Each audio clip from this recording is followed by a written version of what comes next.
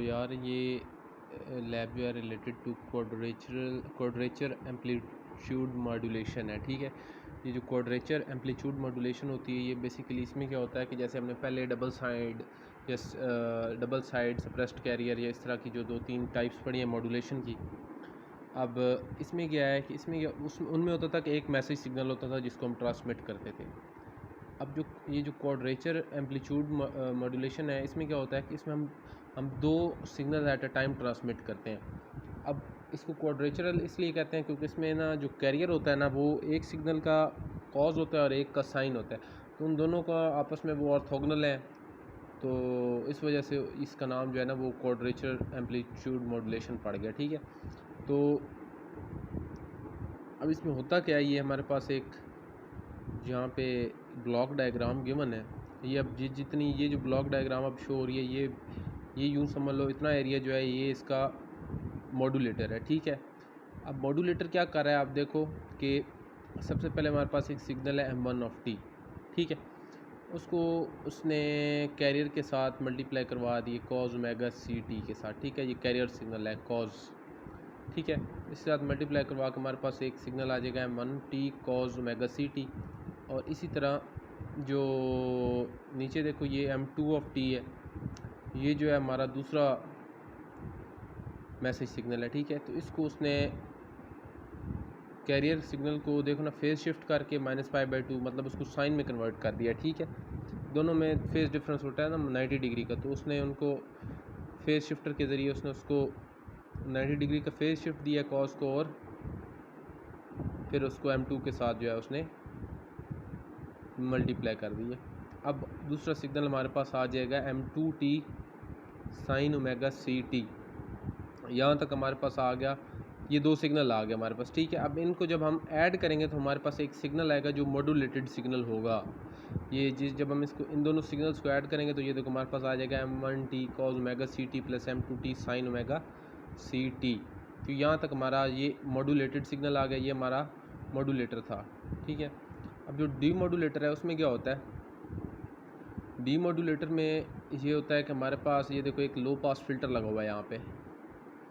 अब होता क्या है कि जो हमारे पास मॉड्यूलेटेड सिग्नल है ना, सेम वही सिग्नल लेना है और उसको कैरियर सिग्नल के साथ एक बार उसको कॉज ओमेगा सी टी के साथ मल्टीप्लाई करा देना है डायरेक्ट, और एक बार फेज शिफ्ट करवा के 90 डिग्री का उसको उस मॉड्यूलेटेड सिग्नल को मल्टीप्लाई करवा देना है। ठीक है, अब देखो यहाँ पे जब हमारे पास जो मॉड्यूलेटेड सिग्नल था, अगर हम उसको एक बार कॉज ओमेगा सी टी के साथ मल्टीप्लाई करवाएंगे तो हमारे पास आ जाएगा m1t, ये ऊपर लिखा हुआ है m1t cos omega square omega C T plus m2t sine omega C T cos omega C T. ठीक है, अब ये जो cos square omega C T है, तो इसको अगर हमने इसके ऊपर हम एक ट्रिग्नोमेट्रिक जो आइडेंटिटीज़ हैं वो लगाएं तो वो आता है, ये जो इसकी कॉस स्क्वायर थीटा की जो एक ट्रिग्नोमेट्रिक आइडेंटिटी होती है 1 + cos 2 थीटा बाई 2, तो वो लगा दिए। तो ये देखो m1t/2 प्लस m1t cos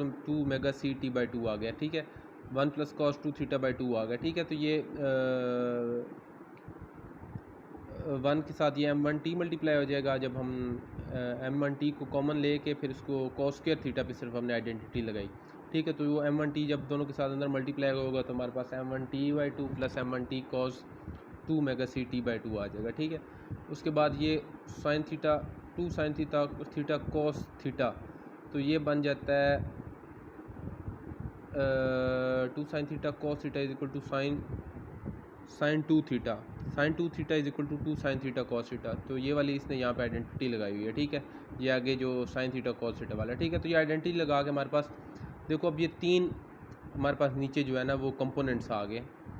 एक हमारे पास है m1t/2, एक m1t cos 2 omega C T by 2 और एक m2t sine 2 omega C T by 2। अब देखो यहाँ पे 2 जो हैं ये हाई फ्रीक्वेंसी कंपोनेंट्स हैं, ये cos 2 omega C T by 2 और sine 2 omega C T by 2।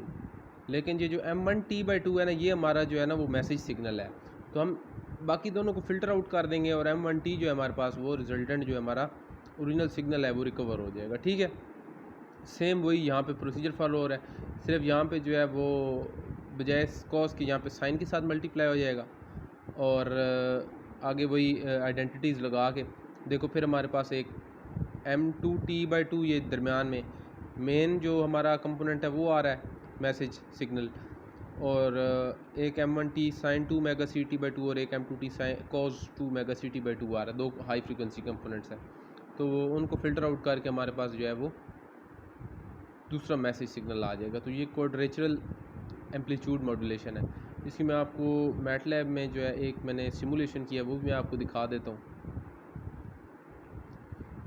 तो ये मैंने लैब में ही की थी, तो मैंने उसकी वहाँ से रिकॉर्डिंग कर ली है।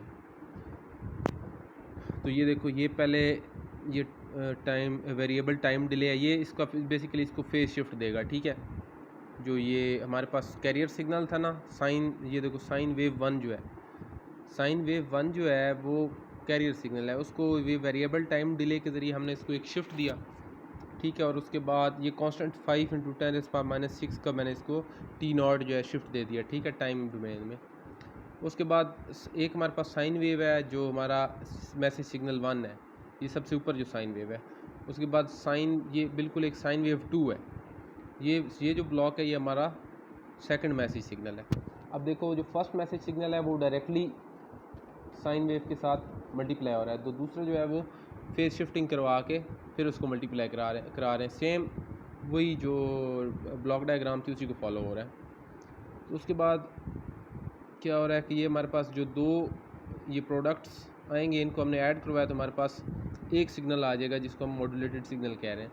अब फिर उस मॉड्यूलेटेड सिग्नल को देखो कि मल्टीप्लाई करवा दिया साइन वेव के साथ और एक को शिफ्टेड के साथ, ठीक है। तो वो दो प्रोडक्ट आ जाएंगे हमारे पास, उनको हमने अलग अलग फ़िल्टर आउट करना है, ठीक है। तो ये मैं इनकी सारी आपको प्रॉपर्टीज़ दिखा देता हूँ इसमें कि क्या इन सब की प्रॉपर्टीज़ हैं। ये सारी प्रॉपर्टीज़ आपने देख लेनी है। अब ये साइन, अब ये जो ओरिजिनल साइन वेव जो हमारे मैसेज सिग्नल है, इनकी फ्रीक्वेंसी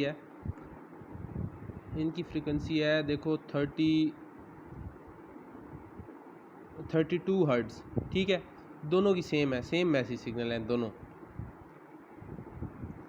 अच्छा, उसके बाद जो ये कैरियर सिग्नल है इसकी है हमारे पास 500 हर्ट्ज़, ठीक है, कैरियर की 500 हर्ट्ज़ है। उसके बाद ये क्या है, ये साइन वेव 3, अब इसकी भी 500, सेम वही फ्रीक्वेंसी जो कैरियर सिग्नल की है और सेम वही सिग्नल है, ठीक है, वही कैरियर सिग्नल है, उसी के साथ मल्टीप्लाई हो रहा है।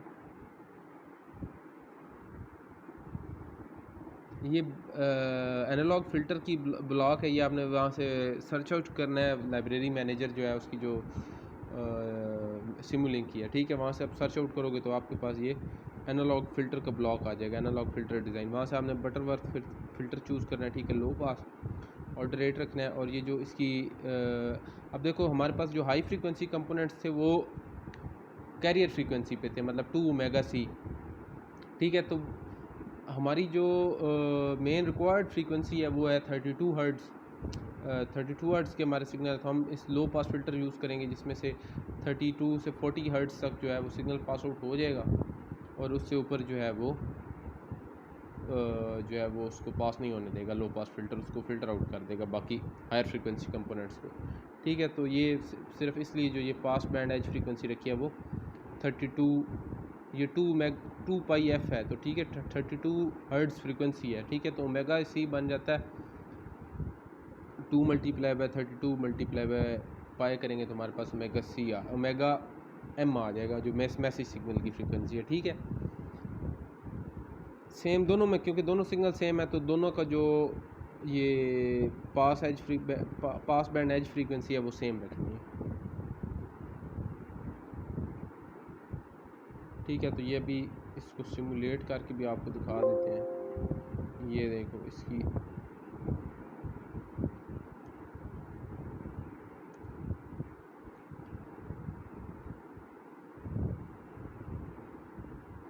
ये देखो, ये अब स्कोप 2 है। स्कोप 2 देखो हमारा क्या शो कर रहा है। स्कोप 2 जो है ना वो हमारे दोनों इनपुट सिग्नल हैं, ये दोनों हमारे मैसेज सिग्नल्स हैं, अलग अलग लेकिन सेम है। अब ये स्कोप है, ये देखो ये हमारा जो है आउटपुट है, मतलब मैसेज सिग्नल ट्रांसमिट हुए, फिर हमने उनको डीमॉड्यूलेटर से पास करके रिकवर किया, ठीक है। तो ये हमारे, अब एक चीज़ जो इसमें है ना वो ये है कि इनका जो ये सिग्नल्स जो है ना ये स्केल हो जाते हैं, जब हमारे पास डीमॉड्यूलेटर से पास आउट होते हैं तो वो स्केल हो जाते हैं। तो उसके लिए फिर हम एम्पलीफायर्स वगैरह यूज़ करके इनको वापस जो है वो सेम उनको एम्पलीट्यूड पे ले जाते हैं, या सेम उनका जो टाइम है उसकी जो टाइम रेंज है वो सेट करते हैं यूजिंग एम्पलीफायर्स।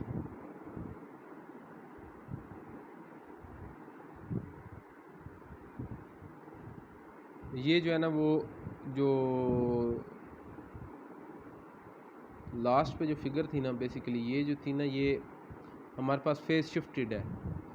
जो एक हमारे पास कैरियर सिग्नल था ना उसको हमने जब टाइम डिले से गुजारा है तो हमारे पास जो रिजल्टेंट आता है ये वो शो हो रहा था, ठीक है। तो ये shifted, phase shifted carrier signal था।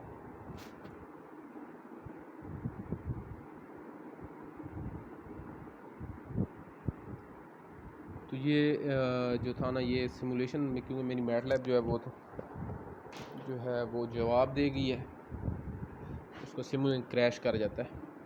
तो इसलिए मैंने जो है इसकी एक वीडियो बना ली थी लैब में बैठ के, तो वो मैं अब तुम्हें साथ साथ दिखा रहा हूँ और साथ साथ समझा रहा हूँ, ठीक है। तो ये इतनी कोई कम्प्लेक्स चीज़ नहीं है, पीछे जो सिमुलिंक वगैरह किया है उसमें ये सारी चीज़ें जो है वो बता दी हैं, कैसे ब्लॉक्स सर्च आउट करने हैं। सिर्फ ब्लॉक डायग्राम को फॉलो करो और ब्लॉक्स बने बने आपको मिल जाते हैं, प्लेस करो और आपका रिज़ल्ट आपको मिल जाएगा।